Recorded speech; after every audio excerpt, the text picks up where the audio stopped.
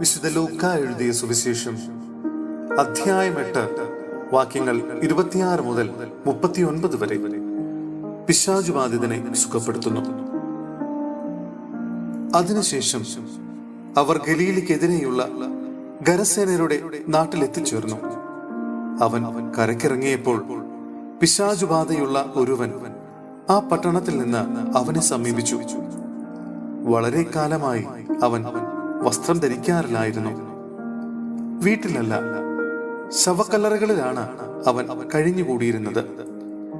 യേശുവിനെ കണ്ടപ്പോൾ അവൻ നിലവിളിച്ചുകൊണ്ട് അവന്റെ മുമ്പിൽ വീണ് ഉറക്കെ പറഞ്ഞു, യേശുവേ, അത്യുന്നതനായ ദൈവത്തിന്റെ പുത്ര, നീ എന്തിനെ എന്റെ കാര്യത്തിൽ ഇടപെടുന്നു? എന്നെ പീഡിപ്പിക്കരുതെന്ന് ഞാൻ നിന്നോട് അപേക്ഷിക്കുന്നു.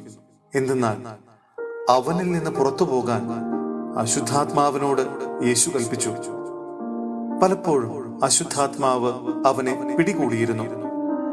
ചങ്ങലകളും കാൽവിലങ്ങുകളും കൊണ്ട് ബന്ധിച്ചാണ് അവനെ സൂക്ഷിച്ചിരുന്നത്. എന്നാൽ അവൻ അതെല്ലാം തകർക്കുകയും വിജനസ്ഥലത്തേക്ക് പിശാച് അവനെ കൊണ്ടുപോവുകയും ചെയ്യുമായിരുന്നു. യേശു അവനോട്, നിന്റെ പേരെന്ത് എന്ന് ചോദിച്ചു. ലെഗിയോൻ എന്ന് അവൻ പറഞ്ഞു. എന്തെന്നാൽ അനേകം പിശാചുകൾ അവനിൽ പ്രവേശിച്ചിരുന്നു. പാതാളത്തിലേക്ക് പോകാൻ തങ്ങളോട് കൽപ്പിക്കരുതെന്ന് ആ പിശാചുകൾ അവനോട് യാചിച്ചു. വലിയ ഒരു പന്നിക്കൂട്ടം കുന്നിൻ പുറത്ത് മേയുന്നുണ്ടായിരുന്നു. ആ പന്നികളെ ആവേശിക്കാൻ തങ്ങളെ അനുവദിക്കണമെന്ന് പിശാചുക്കൾ അപേക്ഷിച്ചു. അവൻ അനുവദിച്ചു. അപ്പോൾ അവ ആ മനുഷ്യനെ വിട്ട് പന്നികളിൽ പ്രവേശിച്ചു. പന്നികൾ കിഴക്കാം തൂക്കായ തീരത്തിലൂടെ തടാകത്തിലേക്ക് പാഞ്ഞു ചെന്ന് മുങ്ങിച്ചെത്തു. പന്നികളെ മേയിച്ചുകൊണ്ടിരുന്നവർ ഈ സംഭവം കണ്ട് ഓടിച്ചെന്ന് പട്ടണത്തിലും ഗ്രാമപ്രദേശങ്ങളിലും വിവരമറിയിച്ചു. സംഭവിച്ചതെന്തെന്ന് കാണാൻ ജനങ്ങൾ പുറപ്പെട്ട് യേശുവിന്റെ അടുത്ത് വന്നു. പിശാചുബാധയിൽ നിന്ന് വിമോചിതനായ ആ മനുഷ്യൻ വസ്ത്രം ധരിച്ച് സുബോധത്തോടെ യേശുവിന്റെ കാൽക്കൽ ഇരിക്കുന്നത് കണ്ട് അവർക്ക് ഭയമായി. പിശാചുബാധിതൻ എങ്ങനെ സുഖപ്പെട്ടു എന്ന് അതുകണ്ട ആളുകൾ അവരെ അറിയിച്ചു. തങ്ങളെ വിട്ടു പോകണമെന്ന് ഗരസേനരുടെ സമീപ പ്രദേശങ്ങളിലെ ജനങ്ങൾ എല്ലാവരും അവനോട് അപേക്ഷിച്ചു. കാരണം അവർ വളരെയേറെ ഭയന്നിരുന്നു. അവൻ വഞ്ചിയിൽ കയറി മടങ്ങിപ്പോന്നു.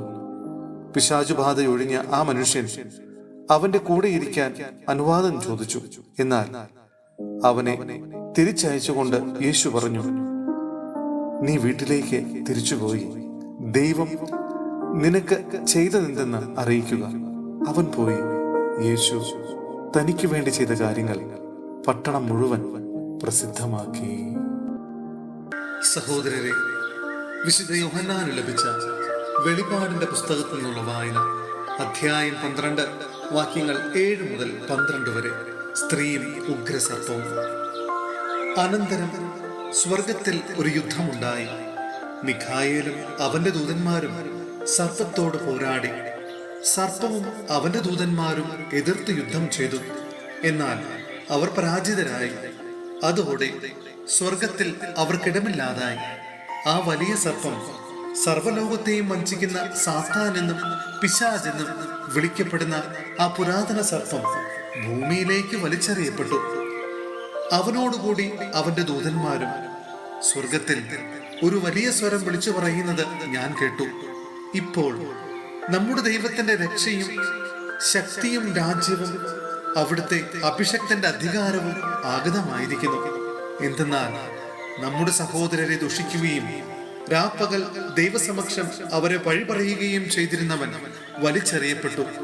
അവരാകട്ടെ കുഞ്ഞാടിന്റെ രക്തം കൊണ്ടും സ്വന്തം സാക്ഷ്യത്തിന്റെ വചനം കൊണ്ടും അവന്റെ മേൽ വിജയം നേടി. ജീവൻ നൽകാനും അവർ തയ്യാറായി. അതിനാൽ സ്വർഗമേ, അതിൽ വസിക്കുന്നവരെ ആനന്ദിക്കുവിൻ. എന്നാൽ ഭൂമിയെ, സമുദ്രമേ, നിനക്ക് ദുരിതം.